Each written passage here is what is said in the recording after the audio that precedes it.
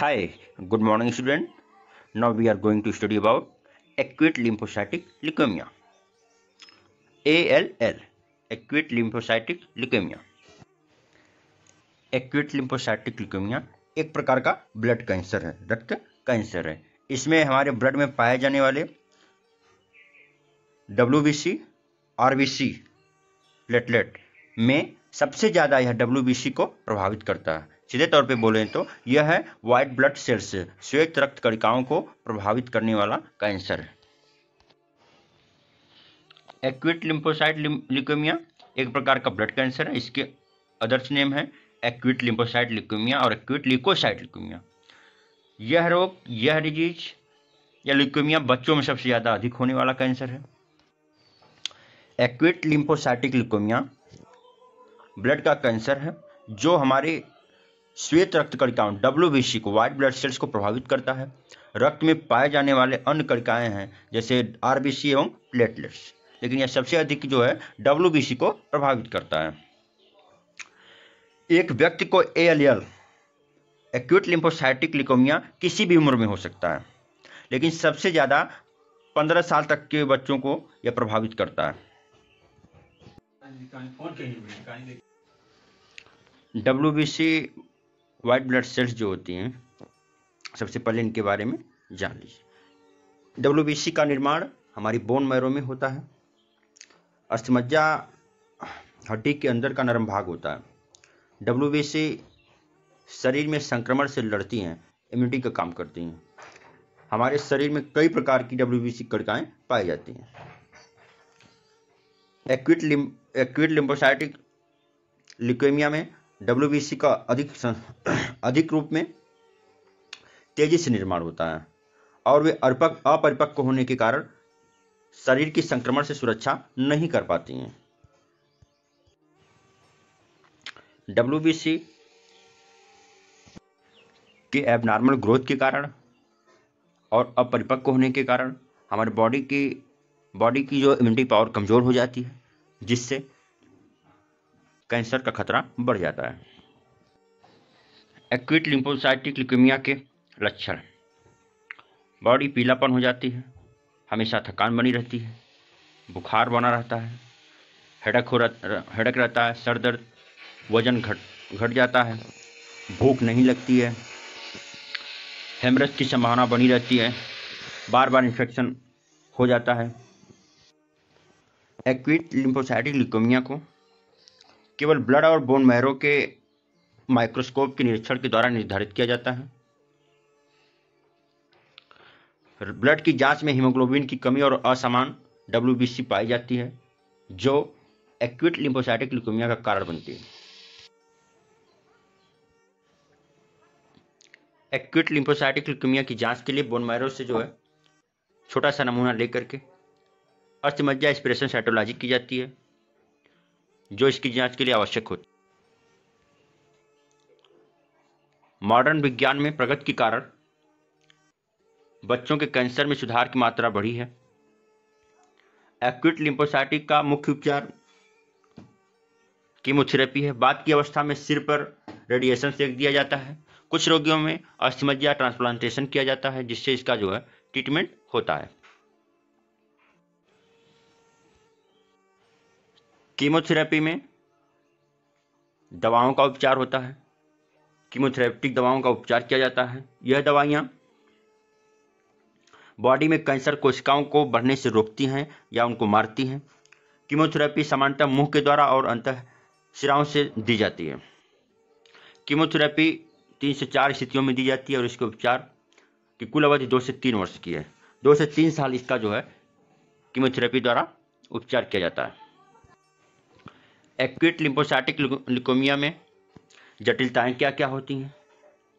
इसमें जो जटिलताएं, नंबर 1, लीवर का बढ़ जाना, स्प्लीन का बढ़ जाना, मीडियास्टिनल इनलार्जमेंट हो जाना, मज्जा के बाहर कैंसर का फैल जाना, तमाम तरह की जो जटिलताएं आती हैं। नेक्स्ट हम देखते हैं कीमोथेरेपी से क्या क्या दुष्परिणाम होते हैं, क्या क्या जो है परेशानियां होती हैं उत्पन्न। कीमोथेरेपी में, एक्यूट लिम्फोसाइटिक ल्यूकेमिया के कीमोथेरेपी में घबराहट, उल्टी, ये जो समस्याएं होती हैं, बुखार बना रहता है, बालों का झड़ना, दस्त या कब्ज बनी रहती है, तो ये तमाम तरह की जो है परेशानियां उत्पन्न होती हैं। भूख की कमी होती है, रक्तस्राव बना रहता है, लिम्फेटिक ग्लैंड बढ़ जाती है, बार बार मुंह में छाले बने रहते हैं। ऐसी स्थिति में घबराहट और उल्टी को रोकने के लिए क्या क्या उपाय करने चाहिए, देखते हैं। कीमोथेरेपी के 1 से 12 घंटे के पहले और बाद में भोजन ग्रहण नहीं करना चाहिए। अधिक मीठा, नमकीन, तीखा, गर्म या ठंडा भोजन नहीं लेना चाहिए। थोड़ी थोड़ी मात्रा में बार बार भोजन लेना चाहिए। नींबू की चॉकलेट को चबाने के लिए देना चाहिए, कैंडी बना लेना चाहिए। दस्त को रोकने के लिए नरम और सादा खाना देना चाहिए पेशेंट को। तीखा, गर्म और ठंडा खाना नहीं देना चाहिए। तैली या वसा युक्त भोजन नहीं देना चाहिए पेशेंट को। अधिक मात्रा में साधारण पेय पदार्थ मरीज को पिलाना चाहिए। बाहर का खाना या पेय पदार्थ बंद करना चाहिए। कब्ज को रोकने के लिए पेशेंट को नरम और सादा भोजन देना चाहिए, जैसे खिचड़ी, दलिया। अत्यधिक तंतुमय भोजन देना चाहिए, जैसे सब्जी हो गया, ब्राउन ब्रेड हो गए। अधिक मात्रा में साधारण पेय पदार्थ मरीज को देना चाहिए, जैसा कि आप देख सकते हैं। भूख बढ़ाने के लिए, पेशेंट की भूख बढ़ाने के लिए मरीज को उसके पसंदीदा भोजन को देना चाहिए। जबरदस्ती नहीं खिलाना चाहिए। भोजन में विभिन्न प्रकार के जो है पकवान जो है, जो सूटेबल हों, जो नुकसानदेह नहीं हो, उनको देना चाहिए। ऐसे पेशेंट के मुंह के छाले रोकने के लिए भोजन से पहले और बाद में जो है कुल्ला करना चाहिए। नरम दांतों वाले ब्रश का उपयोग करना चाहिए। निर्देशित दवायुक्त माउथवाश से कुल्ला करना चाहिए। रोजाना 2 से 3 लीटर स्वच्छ पेय पदार्थ पीना चाहिए, पानी को। बालों की देखभाल के लिए, बालों को झड़ने से रोकने के लिए, कीमोथेरेपी के कारण जो झड़ जाते हैं बाल, वो वापस आ सकते हैं। ऐसी स्थिति में जो है क्या करना चाहिए, बाल छोटे रखना चाहिए। सिर की सफाई के लिए कोमल शैम्पू का प्रयोग करना चाहिए। बालों को बनाने के लिए बड़े दांतों वाला कंघा उपयोग में लाना चाहिए। सर पर टोपी या रुमाल बांधना चाहिए। इन सब चीज़ों से जो है बालों को हम बचा सकते हैं। बच्चे का पोषण, बच्चे के पोषण के लिए रक्तहीनता, ब्लड की कमी को रोकने के लिए, ब्लड कम बढ़ाने के लिए क्या करना चाहिए, ताज़ा भोजन, हरी सब्जियां और ताज़ा फल देना चाहिए, क्योंकि इनमें ज़्यादा मात्रा में आयरन पाया जाता है।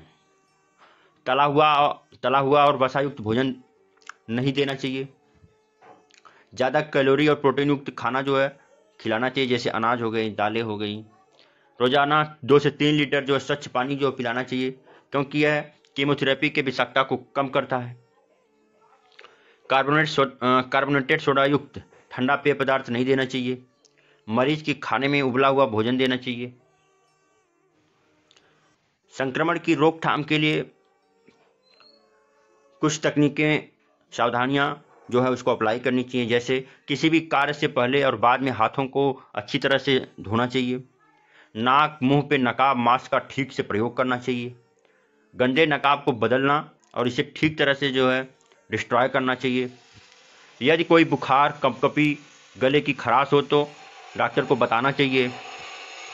किसी को भीड़ भाड़ वाली जगहों से दूर रखना चाहिए पेशेंट को। किसी भी संक्रमित व्यक्ति के साथ संपर्क में नहीं रखना चाहिए। कीमोथेरेपी के दौरान और तुरंत बाद कोई टीकाकरण नहीं देना चाहिए, इम्यूनाइजेशन नहीं कराना चाहिए। नेक्स्ट हम देखते हैं त्वचा की देखभाल। त्वचा की देखभाल, स्किन की देखभाल के लिए कोमल साबुन से रोजाना स्नान कराना चाहिए बच्चे को। शरीर के त्वचा को फोल्ड को साफ करना चाहिए। ढीले और सूती वस्त्रों का प्रयोग करना चाहिए। छोटे और साफ नाखून रखना चाहिए। तेल या रासायनिक उत्पादों से मालिश नहीं करना चाहिए। यदि स्किन ज़्यादा रूखी हो तो मॉइस्चराइजिंग क्रीम का प्रयोग करना चाहिए। नेक्स्ट, रक्तस्राव को रोकने के लिए बर्फ और दबाव पट्टी को स्राव वाली जगह पर लगाना चाहिए। नरम दांतों वाले ब्रश का प्रयोग लाना चाहिए सफाई के लिए। कोई असमान रक्तस्राव को चिकित्सक को तुरंत बताना चाहिए। निर्देशित दवाओं का उपयोग करना चाहिए।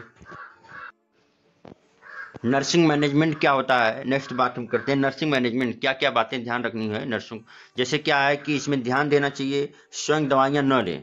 पेशेंट को हमें देखना होगा कि जो भी दवा उपयोग कर रहा है वो नर्सिंग सुपरविजन में होना चाहिए। मरीज कोई भी दवा लेने से पहले, कोई भी दवा उसको खिलाने से पहले चिकित्सक से हमें जानकारी लेनी चाहिए। सतर्कता से चिकित्सक के निर्देशन का अनुसरण करना चाहिए। जांच के दिनांक को कभी नहीं भूलना चाहिए। मरीज की स्थिति में कोई भी छोटा सा बदलाव के बारे में चिकित्सक को तुरंत इन्फॉर्म करना चाहिए। लक्षण के बढ़ जाने या जांच के दिनांक तक के लिए इंतजार नहीं करना चाहिए।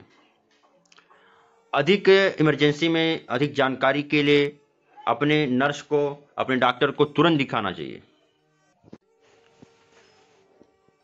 थैंक यू, धन्यवाद। मिलते हैं नए वीडियो में नए टॉपिक के साथ।